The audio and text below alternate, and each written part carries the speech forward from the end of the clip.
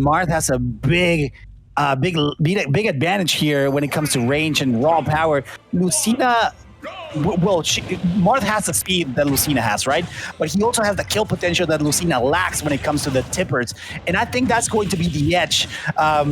What he needs, the tool that he needs in the form of Falchion, the sword, that's the name of the sword, in order to destroy and take stocks left and right from Ensemble here with his Zeroculon with his Bowser, sorry.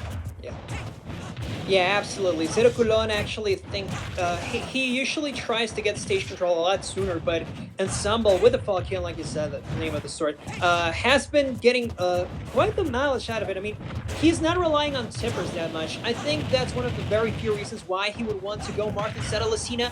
The consistency is important, but here, the tippers don't play a big role until very late in the percent game because of how long Bowser can live. And yeah, I mean, it's not that big of a risk. And you see how the hitboxes can even help you a little bit more in the long run instead of the more consistent ones. From Lucina, look at this. The aerial tippers, the aerial smash attacks, some people call them. When you hit them, those are great. And now Ensemble finds a perfect opportunity to, catch him with... Yeah, you don't really control the hitboxes and when they hit, but still... I think that's the game plan, and I think that's the mindset around choosing Marth instead of Lucina here. I did tell you, just the mere fact that Marth has these opportunities, which Lucina doesn't, it allows Ensemble here to do things that Bowser might not be very familiar with. I don't know how knowledgeable Zeroculon is on this matchup, but we know that Marth is just a killing machine with those tippers and well-read attacks, as well as approach situations, trying to get the shield breaker there. One tick away, actually, from getting the shield break. That would have been the stock from Zeroculon if he had managed to break that shield, sorry. So I'm liking these interactions that they're having. Zeroculon is doing a phenomenal job at trying to keep away, punishing with that ground pound with the Bowser pound, forcing the Letstrom and catching it with the falling hitbox. Beautiful attempt there, and insanely well tech there, avoiding the stage spike there from Ensemble. And also, well, what I like from that about Ensemble, he is willing to take more risks than maybe Zeroculon has been going for here. Also, Zeroculon, of course, being Bowser, has a lot more, margin of error when it comes to taking those same risks. Ensemble. Right.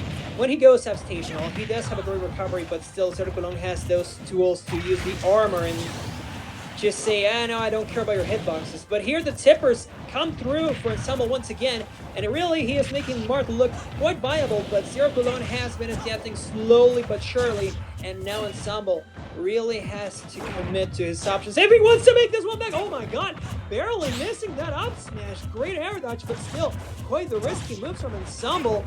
And I don't know if he wants to keep doing those. He is going to pay big for those mistakes. And now the percent keeps building up, and he is about to lose the stock. Yeah, it's not looking pretty for Ensemble here, but that was an insane reaction on that air dodge, barely avoiding that up smash. That we know that Bowser is very well known for. That just insane damage that he can put out is just in the knockback as well. That just deletes stock. So Ensemble here on a back pedal, struggling a little to get something going. However, we know that Marth, with this amount of range and with a right read, he might be able to bring it back. The percentage is slowly coming back to him, and he might be able to get this edge guard here. If he is patient enough and he keeps the aggression up, he might be able to go for that shield break. In fear of getting the shield broken, instead he drops it, trying to parry, but no, Ensemble getting the tipper on that big hurt box that Bowser has and calls it head. Beautiful, beautiful hit there from Ensemble, getting that stock with that insane comeback. Okay, if anybody in chat can confirm if that's the move with the highest knockback for Marth, I would like to hear it.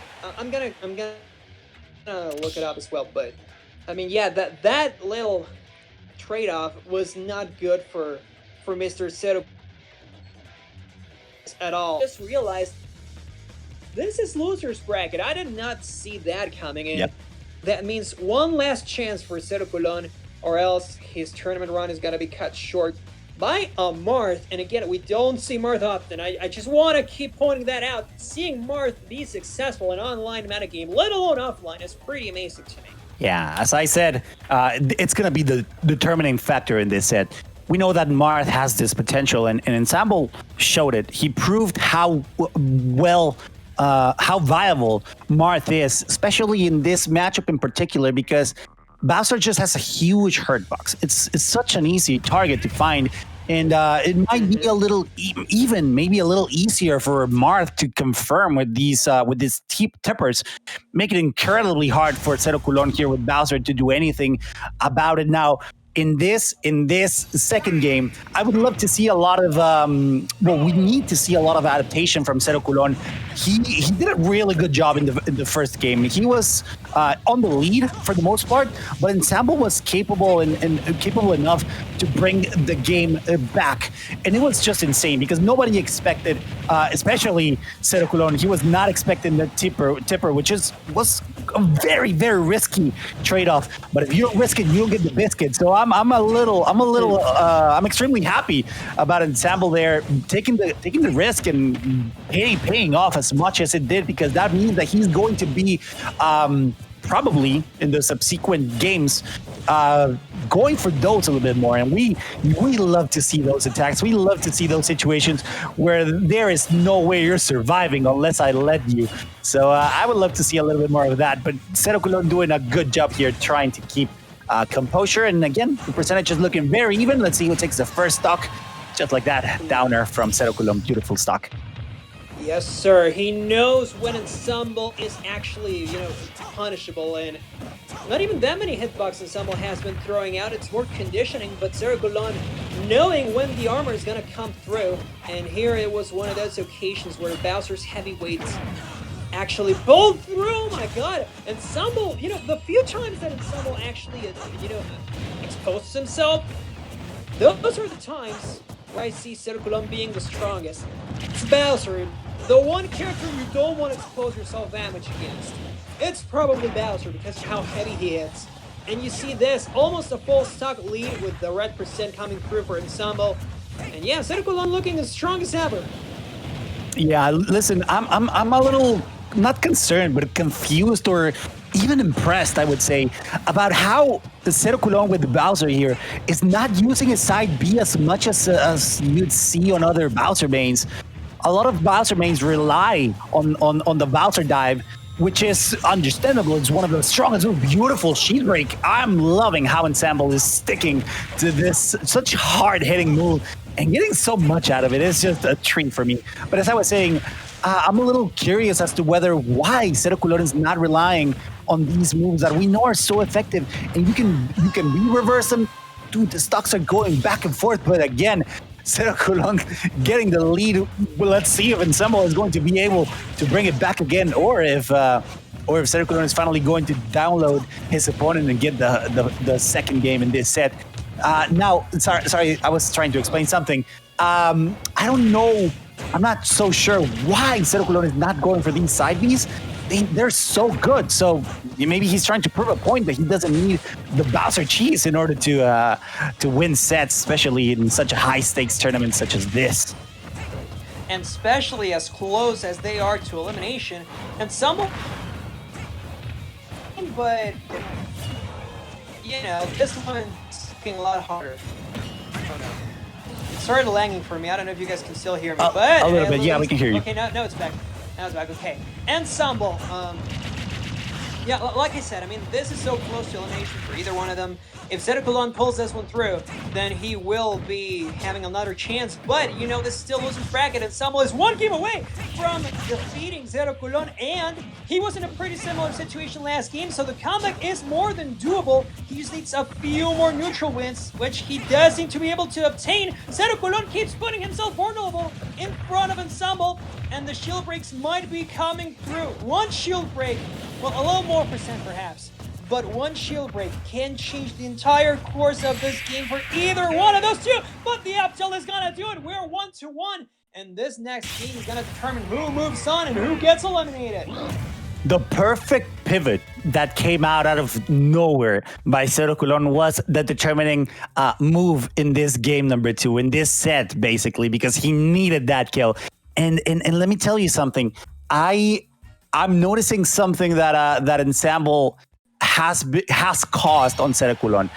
I can sense caution. I would even dare say fear, because you could see how Zeroculon found himself in situations where he was just getting juggled back and forth off stage, trying to regain stage control, but unable to do so. Ensemble did a phenomenal job at pressuring Zeroculon just enough to let him know that, hey, if you're not careful, I'm going to steal the game back and I'm going to win this set. So Zeroculon definitely did what he must here. He really made it back just in time.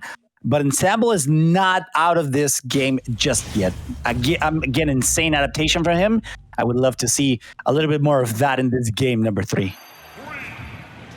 I would love that as well. Ensemble has, left himself open at times, yeah, but still the adaptation that I see coming through from the Marth main has been pretty solid. I mean, Zeroculon, being such a great player here in Mexico, normally I would expect him to just take it like it's no issue, but the fact that Ensemble takes him to game number 3 and all really does speak to his talent.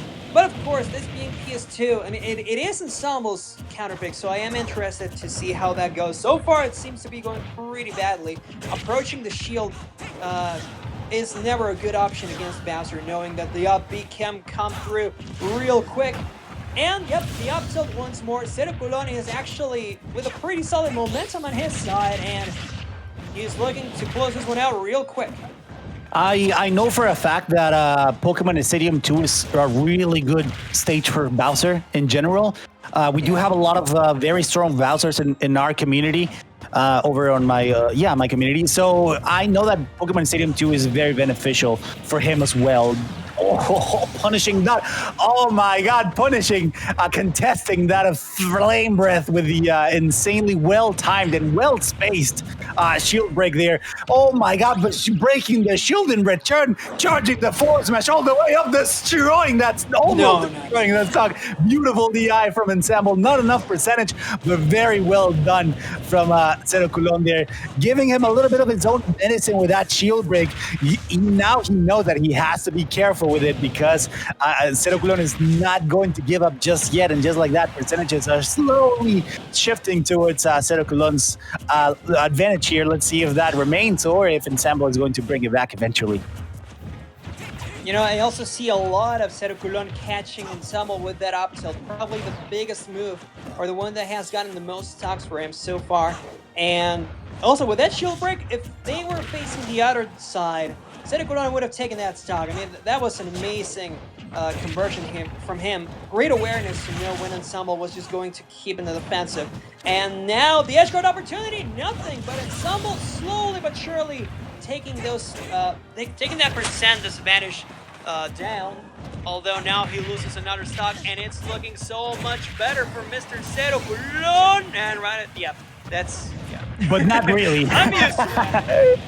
Yeah, but not really. So it's really a game in which you have to be extremely patient, catching that roll with that almost fully charged up smash. Beautifully done by Zeroculon, recognizing that he was under pressure enough to roll in from the ledge and catching him on his way into the center, but sending him all the way off the top of the blast zone. The ceiling not being that high up is just going to be enough for Bowser to take the stock. Beautifully done from